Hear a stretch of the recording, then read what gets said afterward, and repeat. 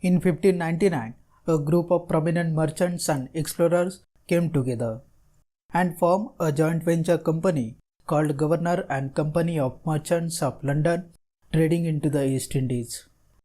They used to call themselves merchant adventurers. It was formed to trade in the commodities such as cotton, silk, spices, etc. in the East Indies. On 31st December 1600, the Queen Elizabeth I granted the Royal Charter to the company. Under this Royal Charter, the company received legislative powers and monopoly for 15 years.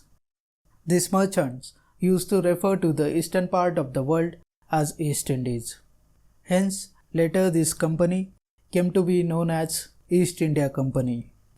In that charter, the company got the permission to trade with all countries in the east of the Cape of Good Hope and west of the Strait of Magellan.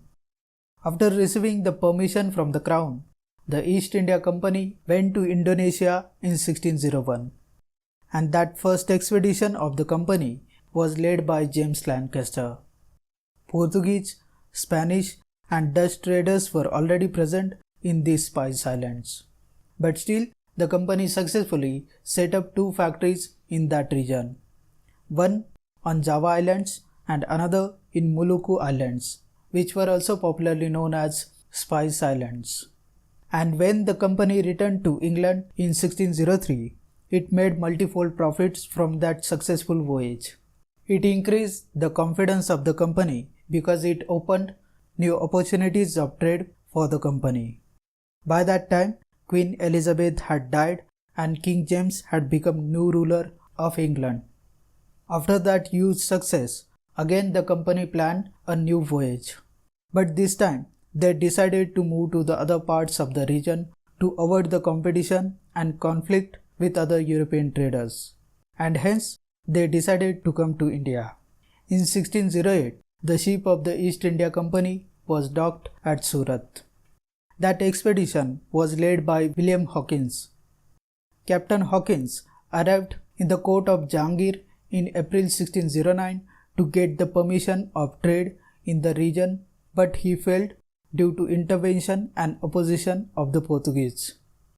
Because the Portuguese were already present in Indian subcontinent. They had established great relations with the Jahangir already, as they had been trading in the Indian subcontinent from 1500. Vasco da Gama was the first Portuguese to come to India in 1498. Captain Hawkins stayed in the Jahangir's court from 1609 to 1611, but couldn't get the permission. Hence, the East India Company moved to the southeastern part of the Indian subcontinent. There they got the permission from the local ruler of southeastern region. There in 1611, the East India Company started trading at Machilipatnam. In 1612, the East India Company fought a battle with the Portuguese in the Swali region of Surat and won this battle. It is called the Battle of Swali. After that victory in the region, and Empress Jahangir granted the permission to the British to set up the factory at Surat, but with limited rights. Thus, the East India Company set up the first factory at Surat in 1613. But still, the East India Company was not happy with the permissions. The East India Company requested the Crown to send ambassadors to get more privileges of trade. And hence, in 1615, Thomas Roe was sent by the British Crown as an ambassador of James I to the court of Jahangir, and he was sent to arrange a commercial treaty for exclusive rights for trade in Surat. He stayed in the Jahangir's court from 1615 to 1619. He was able to secure a number of privileges, including permission to set up factories at Agra, Ahmedabad, and Bharuch. By that time, the second factory was established by the East India Company at Machilipatnam in 1616. Moreover, following were the areas where trading posts had been set up by the East India Company: Surat 1619, Madras 1639, Bombay 1668, and Calcutta 1690. In 1670, the East India Company had received rights to autonomous territorial acquisition, to make war and peace and exercise civil and criminal jurisdiction. By the time of 1700, the East India Company had started misusing the trading privileges.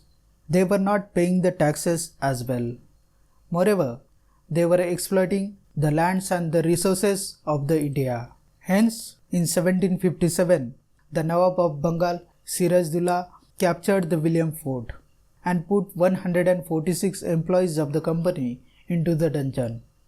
In this incident, 123 employees of the East India Company died due to suffocation and heat. This event is also known as the Black Hole Tragedy. The East India Company got furious with this act by the Nawab of Bengal. Therefore, they decided to fight with the Nawab.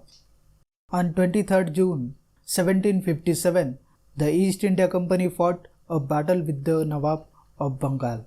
This battle between the East India Company and the Nawab of Bengal is called the Battle of Plassey. The East India Company won this battle with the corruption. The East India Company bribed and promised to Mir Jafar, the commander-chief of the Nawab's army, if he will not support the Nawab of Bengal, he will be proclaimed as new ruler in the region. Thus, the Nawab of Bengal lost that battle. Afterward, Mir Jafar was made the ruler in the region after this victory. Thereafter, in 1760, his son-in-law Mir Kazim was made the ruler. In 1764, Mir Kazim fought a battle with the East India Company. He was accompanied by Shah Alam II, but he lost that battle, and that battle ended with the Treaty of Allahabad. That battle is known as the Battle of Buxa. Under this treaty, Shah Alam granted East India Company the Diwani rights, or the rights to collect the taxes in Bengal, Bihar and Orissa. Thus, the British started their rule in India. And during that period of time, many administrative changes were introduced in India. And these administrative changes also laid the foundations for the present system of governance. Especially the period from the introduction of the Regulating Act of 1773 to the Government of India Act of 1947.